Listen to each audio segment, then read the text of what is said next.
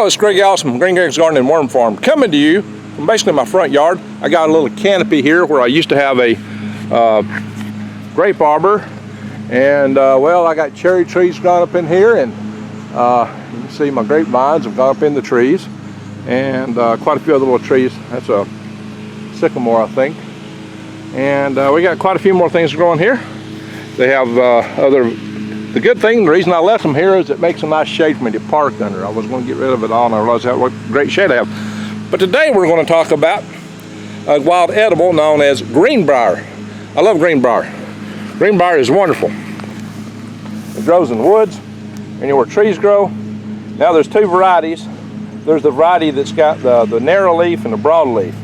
You can eat both, although the broad leaf varieties tend not to get tough as fast, and they're not as bitter. You always like to prefer the fresher, greener leaves. And let me emphasize a disclaimer, I'm no expert on wild plants. Check with a local, if you're not absolutely sure what you're eating, check with a local expert who knows the plants in your area. I'd hate for you to eat something and die.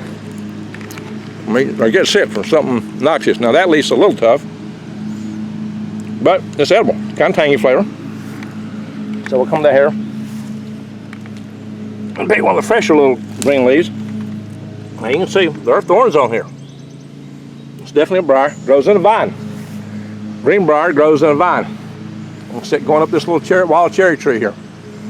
Wild cherries are edible too. And little leaf. Got a bad spot on it, so I'll try to eat around that. They're a little tough. Sometimes I have found them more tender than that.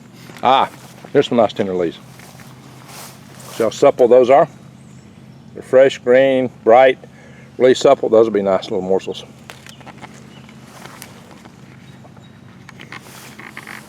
There we go. Now that one's good. So, Green Briar. Love it, learn it, love it. Check with your local expert. But some of these leaves are large. I suppose those large leaves will be good for cooking to tenderize them. I mean, you could eat them. They are edible, but they may be tough. Now the other variety of Green Briar, which I'll try to find later and make another video on, has a more narrow leaf. That's edible. They tend to be harder, quicker, and more bitter. This is tangy. Actually, that's really good. For a large leaf, Green Briar. Watch my channel, learn my practices, and you shouldn't starve to death. Because preppers can take away, there are people that take away a lot of things from you. They can't take what's up here. Always remember that. They can't take what's up here. So, I'm going to show a lot more wild edibles on this channel.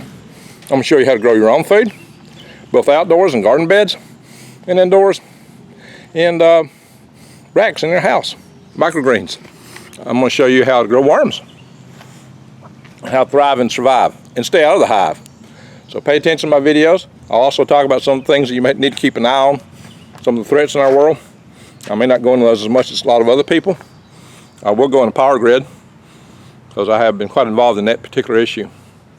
In any event, please like my video, subscribe to my channel, bang the update notification bell, and check my links below to support the channel. You'll find links to buying worms from Green Briar's Garden and Worm Farm, which is I'm selling those to you. And you'll find their survival supplies, my Patriot Supply, survival food, 1 year storage, about $2 a mil. And you'll find also links to Tree Leaf Market to buy your seeds for your garden. And that's what you ought to be buying right now. You need to be buying some garden seeds and store them up. Buy more than you're going to plant, because that's what's going to get you through the next few years. Anyway, thank you for watching.